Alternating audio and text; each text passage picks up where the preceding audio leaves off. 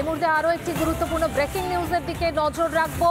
ভাঙড়ে গণপিটুনির ঘটনা, গণপিটুনিতে খুন, এবার ভাঙড়ে চোর সন্দেহে পিটিয়ে খুনের অভিযোগ, মারধরের পরেই প্রৌঢ়ের মৃত্যু। এরপরেই ঘটনাস্থলে যায় পুলিশ, স্থানীয়দের সঙ্গে কথা পুলিশের। একের পর এক জায়গায় গণপিটুনির খবর।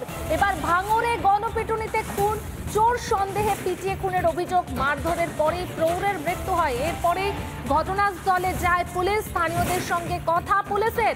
ভাঙড়ে গণপিটুনির ঘটনা, বিভিন্ন জায়গাতে গণপিটুনির খবর সামনে আসছে। একের পর এক জায়গা থেকে গণপিটুনির খবর প্রকাশ্যে, যেখানে বারবার জনসাধারণ নিজের হাতে আইন তুলে নিচ্ছে। কোথাও গিয়ে কি তাহলে পুলিশের ওপরে কোনো রকম আস্থা নেই? গণপিটুনির ঘটনা আমরা কথা বলবো আমাদের প্রতিনিধি রঞ্জিতের সঙ্গে। রঞ্জিত, গণপিটুনিতে ভাঙড়ে খুনের ঘটনা, এই মুহূর্তের কি আপডেট রয়েছে তোমার কাছে? এই মুহূর্তে পায়েল তোমাকে জানাবো যে ভাঙড় থানা পুলিশ এবং তৃণমূল নেতা বাহারুল ইসলাম ঘটনাস্থলে যায় এবং পরিবারের লোকের সঙ্গে কথা বলে তাদের বাড়ি থেকে ওই যে ব্যক্তি মারা গেছে এবং তাকে গণপিটুনি দিয়ে খুন করা হয়েছে এমনটা অভিযোগ করছে এলাকার লোকজন, এবং সেই ব্যক্তি মৃতদেহ উদ্ধার করে পুলিশ ইতিমধ্যে ময়নাতদন্তের জন্য নিয়ে যায়। তবে গোটা ঘটনা তদন্ত করছে ভাঙড় থানা পুলিশ। কি ঘটনা ঘটেছিল এবং কারা বা পিটিয়ে মেরেছে সে বিষয়ে তদন্ত করছে। আদৌ কি পিটিয়ে মারা হয়েছে নাকি কোনো দুর্ঘটনায় মারা গেছে সে বিষয়ে তদন্ত করছে ভাঙড় থানা পুলিশ। ধন্যবাদ রঞ্জিত, আমরা কথা বলছিলাম আমাদের প্রতিনিধি রঞ্জিতের সঙ্গে। এবং এই ঘটনায় স্থানীয়রা ঠিক কি জানাচ্ছেন আমরা শুনবো।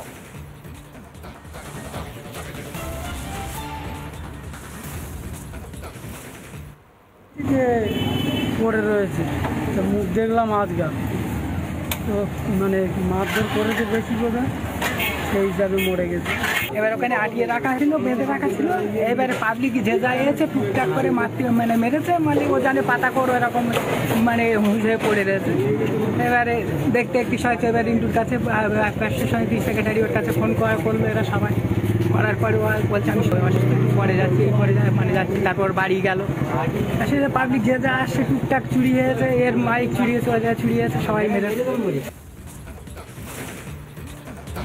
একদিকে আমরা দেখাচ্ছি ভাঙড়ে চোর সন্দেহে পিটিয়ে খুন, সেই ঘটনার ছবি, আর অন্যদিকে বিরাটিতে শিশু চোর সন্দেহে মারধর, যেই ঘটনা ঘটেছিল। ব্যাগ থেকে শিশু উদ্ধার হয়, এরপরে ট্রেনের যাত্রীরা ওই মহিলাকে মারধর শুরু করে, তাকে শিশু চোর সন্দেহে। এবং এর পাশাপাশি কিন্তু আমরা দেখাচ্ছি আপনাদেরকে এই মুহূর্তে, একদিকে যেমন আমরা ভাঙড়ের ছবি দেখালাম, অন্যদিকে বউবাজারের ছবিটা। বউবাজারে চোর সন্দেহে মারা হয় এবং মৃত্যু হয় সেই যুবকের। অর্থাৎ একের পর এক জায়গায় গণপিটুনি থামছেই না, বারবার নিজের হাতে আইন তুলে নিচ্ছে সেখানকার মানুষজনেরা। কোথাও গিয়ে পুলিশের ওপরে কি আস্থা নেই তাদের? এবার ভাঙড়ে গণপিটুনির ঘটনা, সেই গণপিটুনিতে খুন এক প্রৌঢ়ের।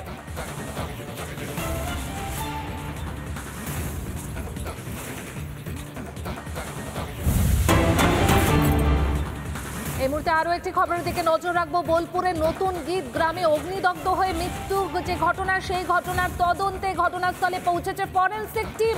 পুড়ে যাওয়া বাড়ি ও আশেপাশের এলাকা পরিদর্শন করে নমুনা সংগ্রহ করে ফরেনসিক টিম। এলাকায় মোতায়েন রয়েছে বিশাল পুলিশ বাহিনী। বোলপুরের নতুন গীত গ্রামে অগ্নিদগ্ধ হয়ে একই পরিবারের 3 জনের মৃত্যুর ঘটনা, সেই ঘটনার তদন্তে ঘটনাস্থলে পৌঁছেছে ফরেনসিক টিম। পুড়ে যাওয়া বাড়ি এবং আশেপাশের যে এলাকা রয়েছে সেখান থেকে নমুনা সংগ্রহ করে ফরেনসিক টিম। তার পাশাপাশি এলাকা পরিদর্শনও করে। এলাকায় মোতায়েন রয়েছে বিশাল পুলিশ বাহিনী। ঘুমন্ত অবস্থায় বাড়িতে আগুন লাগিয়ে দেওয়ার অভিযোগ ওঠে এবং সেই ঘটনাতে একই পরিবারের 3 জনের মৃত্যু। ভাগ্যক্রমে বেঁচে যায় বড় ছেলে, সে পাশের ঘরে ঘুমোচ্ছিল। আর এই ঘটনায় সিবিআই তদন্তের দাবি জানিয়েছে পরিবার এবং স্থানীয়রা, এবং একাধিক চাঞ্চল্যকর তথ্য উঠে আসছে। এবং এই মুহূর্তে যে আপডেট রয়েছে, বোলপুরে নতুন গীত গ্রামে অগ্নিদগ্ধ হয়ে মৃত্যুর ঘটনায় ঘটনাস্থলে ফরেনসিক টিম।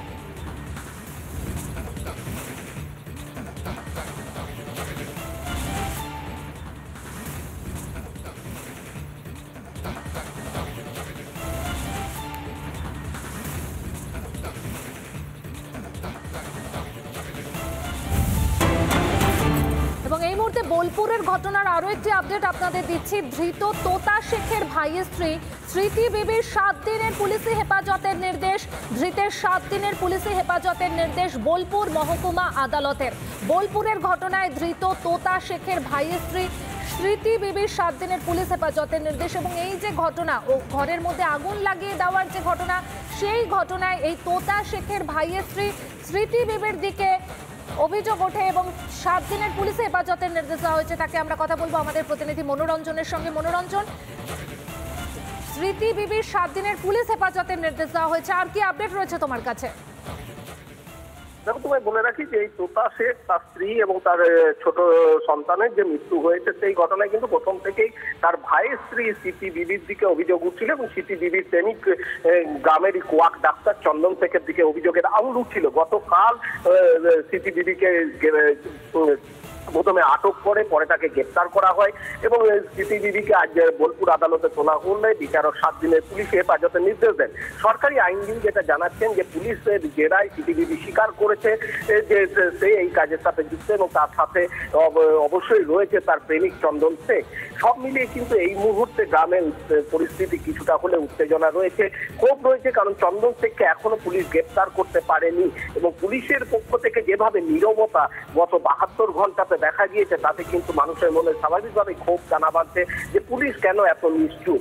অন্যদিকে আজ সকালেই কিন্তু ফরেনসিক টিম গ্রামে পৌঁছেছে এবং তারা নমুনা সংগ্রহ করছে। প্রথম থেকে যেটি পরিবারের পক্ষ থেকে দাবি করা হচ্ছিল যে জানলা দিয়ে কোনো চেতনা নাশক কোনো কিছু প্রথমে দেওয়া হয়েছে, তারপর আগুন ধরিয়ে দেওয়া হয়েছে, কারণ আগুন ধরানোর মতো একটা ঘটনা এবং তারপরও কেন তোতা শেখের স্ত্রী বেরিয়ে আসতে পারলেন না, তাদের সেই ক্ষমতা কি আদৌ ছিল বেরিয়ে আসার মতো, এই সব নিয়ে কিন্তু ধোঁয়াশা, প্রশ্ন চিহ্ন এবং পরিবারের পক্ষ থেকে দাবি করা হচ্ছে যে তোতা শেখকে এবং তোতা শেখের স্ত্রী ঘুমাচ্ছে সেটা জানতো ওই বাড়ির মধ্যে এবং জানলা খোলা রয়েছে, এসি বিকল ছিল। স্বাভাবিকভাবে প্রথমে চেতনানাশক তারপর কোনো দাহ্য পদার্থ দিয়েই কিন্তু আগুন ধরানো হয়েছে, আর তাতেই কিন্তু এই নির্মম পরিণতি বকটুয়ের ছায়া আরো একবার দেখা গেছে এবং বিবাহ বহির্ভূত সম্পর্ক বাধা দেওয়াতে কি এই ঘটনা ঘটলো, প্রশ্ন বারবার উঠছে বারবার। কিন্তু পুলিশ যেভাবে নীরব রয়েছে, হয়তো তোতা শেখের ভাইয়ের স্ত্রীকে গ্রেপ্তার করেছে, স্মৃতি বিবিকে, কিন্তু সেক্ষেত্রে গ্রামবাসীরা আত্মীয় পরিজনরা দাবি করছে যে তারাই স্মৃতি বিবিকে তুলে দিয়েছে পুলিশের হাতে। পুলিশ যে গ্রেপ্তার করেছে প্রথম থেকে এমনটা নয়, অথচ অভিযোগের আঙুল বারবার চন্দন শেখ কোয়াক ডাক্তার তার দিকে উঠছে। তাহলে চন্দন শেখ কোথায়? তাকে আটক করা হয়েছে, তাকে কি গ্রেপ্তার করতে পারছে না, কি করছে পুলিশ? এই সব নিয়ে কিন্তু প্রশ্ন তুলছেন গ্রামবাসীরা, আত্মীয় পরিজনেরা। এখন দেখার যে পুলিশই তদন্তের গতি প্রকৃতি কোন দিকে যায়, চন্দন শেখকে কি পুলিশ গ্রেপ্তার করবে বা তাকে কি জেরা করবে এবং এর সাথে আর কারা যুক্ত রয়েছেন। সরকারি আইনজীবী যেটা জানিয়েছেন যে স্মৃতি বিবিকে বোলপুর আদালতে তোলা হয়েছে, স্মৃতি বিবি পুলিশি জেরায় স্বীকার করেছে যে চন্দন শেখ এবং আরো কয়েকজন এই ঘটনার সাথে জড়িত। তাহলে তারা কারা, এই সমস্ত তদন্তের গতি প্রকৃতি কিন্তু এই মুহূর্তে কোন দিকে যাচ্ছে সেই দিকে নজর রয়েছে সবার। একদমই, ধন্যবাদ মনোরঞ্জন। বোলপুরের ঘটনায় ধৃত তোতা শেখের ভাইয়ের স্ত্রী স্মৃতি বিবির 7 দিনের পুলিশ হেফাজতের নির্দেশ বোলপুর মহকুমা আদালতের। কি বলছেন সরকারি আইনজীবী আমরা শুনব। পুলিশ আন্ডার সেকশন 326G 118 2 ধারা 109 103 3 and 5 BNS অ্যাক্ট অনুযায়ী মামলা রুজু করেছেন এবং এই কেসের রায়ও নিযুক্ত হয়েছেন পার্থসারথী মণ্ডল মহাশয়। তিনি তদন্তকালে এই মকদ্দমার একজন আসামি নাজনি নাহার বিবি এলায়েস সিটি তাকে অ্যারেস্ট করে আজকে বোলপুর আদালতে প্রোডাকশন করেছেন। আয়ও সাহেব একটা 7 দিনের রিমান্ড, পুলিশ রিমান্ড চেয়েছেন। সেই পুলিশ রিমান্ড লার্নের কোর্ট আজকে আমাদের মাননীয় জুডিশিয়াল ম্যাজিস্ট্রেট মোহাম্মদ আমির উদ্দিন আলী মহাশয় আজকে রিমান্ড ফাইলে ছিলেন, তিনি 7 দিন পিসি মঞ্জুর করেছেন।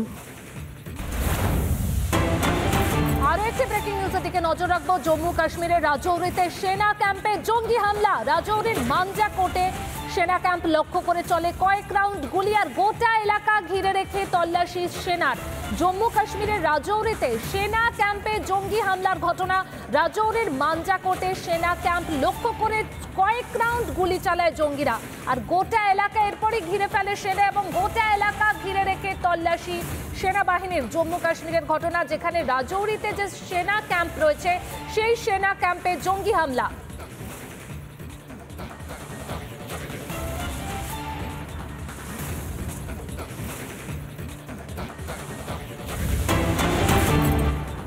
আর আর অন্যদিকে জম্মু কাশ্মীরের কুলগামে জঙ্গি দমন অভিযান, কুলগামে খতম 4 জঙ্গি।